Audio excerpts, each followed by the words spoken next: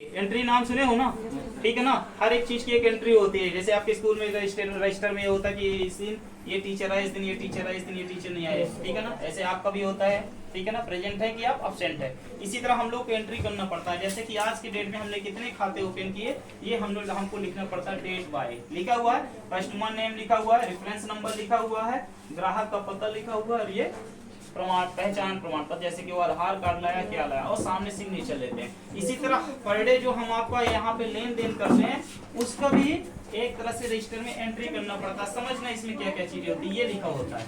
Cash deposit मतलब क्या होता है, जमा करना। क्या होता है, जमा करना। कैश विड्रॉवल मतलब क्या होता है, निकालना। बैलेंस मतलब होता है आपके पास कितना पैसा बैलेंस बचा है। समझ गए।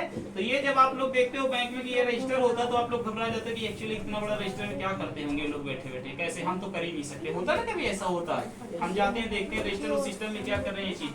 ये चीज बेसिक ही होती है बेटा। अगर आप समझना चाहोगे ना तो आपके लिए आसान पड़ जाएगा। जैसे मैंने क्या बताया, सीरियल नंबर दिया हुआ है, डेट दिया हुआ, कस्टमर नेम दिया हुआ, रेफरेंस नंबर दिया हुआ है।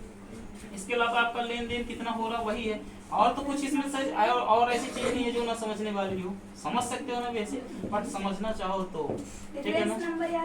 रेफरेंस नंबर, जब आप अकाउंट नंबर खोलते हैं एक रेफरेंस नंबर निकलता है। जैसे कि ये होता है, जैसे कि हमने किसी का अकाउंट खोला ना, तो उस रेफरेंस नंबर से उसका अकाउंट नंबर हम निकाल सकते हैं। जैसे ये लिखा हुआ है रेफरेंस नंबर, ठीक है, ये रेफरेंस नंबर होता है। अगर उसका अकाउंट कहीं गुम गया तो ये नंबर डाल के हम उसको अकाउंट प्रदान कर सकते हैं निकाल के, ठीक है ना, अकाउंट नंबर दे सकते हैं। ये रेफरेंस नंबर काम करता है अकाउंट निकालने में, ठीक है ना। और अगर अकाउंट नंबर निकल आया, बाई चांस कभी मान लो साल 2 साल कभी गुम गया, तो अगर आपके पास रेफरेंस नंबर है तो आप लेकर चले जाइए बैंक में, आपको रेफरेंस नंबर से आपका अकाउंट वापस मिल जाएगा, ठीक है ना। तो ये रेफरेंस नंबर होता है। एक तरह से आईडी होती है, आईडी पहचान होती है कि इस व्यक्ति का ये रेफरेंस है, इस व्यक्ति का ये रेफरेंस है, और इसके अलावा कुछ भी रेफरेंस का ज्यादा काम नहीं है, ठीक है ना। मेन काम होता है इसी चीज के कि आप लोग ये समझिए कि डेबिट और क्रेडिट क्या होता है, ठीक है ना। अकाउंट में कैसा हमारा अकाउंट सेविंग है कि करंट अकाउंट है, ठीक है ना। सेविंग में कुछ चीजें लिमिट होती हैं जिसमें हम ज्यादातर लेन देन करते हैं, तो 5 या 6 ट्रांजेक्शन करते हैं बैंकों में, ठीक है ना। जैसे कि एटीएम से ट्रांजेक्शन करते हैं, उसके ऊपर फिर चार्ज लगने लगता है।